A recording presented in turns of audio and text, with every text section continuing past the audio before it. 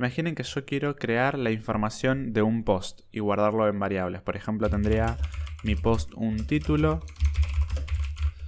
También tendría un contenido, el post. Tendría una fecha de publicación, por ejemplo esta. Tendría un autor. Y, por ejemplo, un identificador. Para la lógica de lo que nosotros queremos crear, todos estos datos que nosotros vamos guardando en las variables están relacionados, ¿no? Este es el título de ese post, este es el contenido, la fecha en la que se publicó, el autor, su identificador. Lógicamente están relacionados, pero a nivel código y en el programa no. Son simplemente variables que guardan datos y cada una es independiente de la otra. Simplemente guardan cada una un valor primitivo por separado. Nosotros podríamos hacer que todos estos datos estén agrupados y que sí mantengan una relación y pertenezcan a una única entidad. Estos son los objetos. Nosotros podríamos crear un objeto en JavaScript y ahí mismo definir todos estos datos para que se mantengan todos encapsulados juntos. La manera en la que se crea un objeto es asignándolo a una variable. Voy a, por ejemplo, crear una constante que se llame post y a este post le voy a asignar llaves. Estas llaves así, como si estuviésemos creando un bloque. Y lo que vamos a escribir adentro de este post son los atributos que va a tener. Los atributos son simplemente los datos que nosotros le queremos colocar. Por ejemplo, el título, y en lugar de usar igual, adentro de un objeto se usan dos puntos, como si estuviésemos en CSS. Y en mi título voy a poner este dato de acá. Después, para asignar otro atributo separado por coma, pongo el siguiente, content, dos puntos y agrego el dato. Lo mismo después, coma, date y agrego el siguiente dato. Ahora sí están todos juntos y agrupados dentro de estas llaves, por lo que ahora sí mantienen una relación entre ellos, ¿no? Porque pertenecen al mismo conjunto.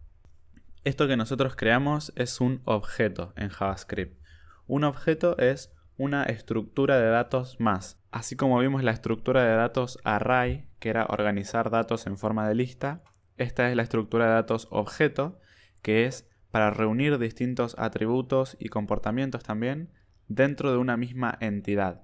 Siempre los objetos representan cosas del mundo real, por ejemplo un post o por ejemplo una persona. Yo podría crear una constante que se llame Juan y acá dentro guardar nombre, Juan, apellido Espínola, edad 20 e ir escribiendo todos los atributos.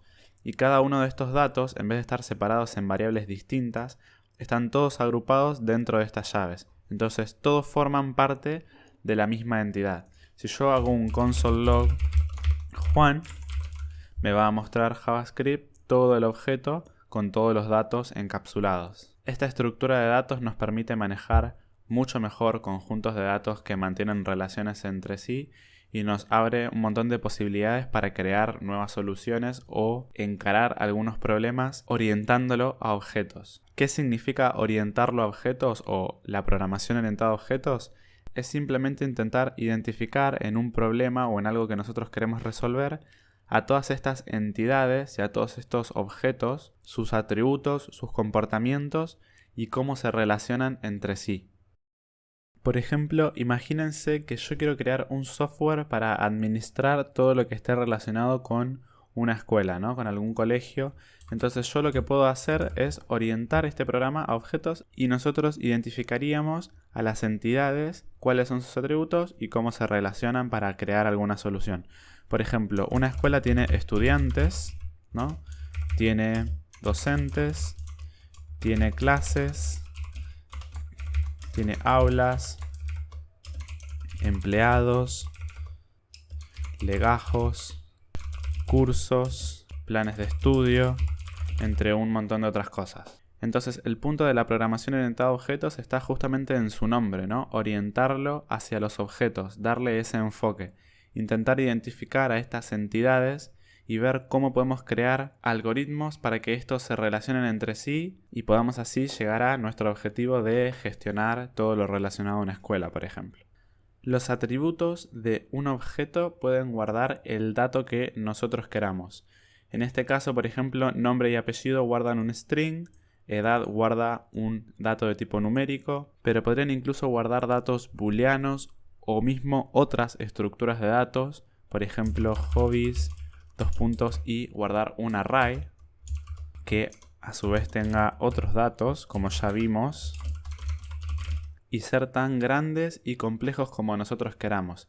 Incluso pueden tener otros objetos dentro de sus atributos. Por ejemplo, voy a borrar esto de acá, apellido, y a nombre le voy a guardar otro objeto que voy a crear acá mismo.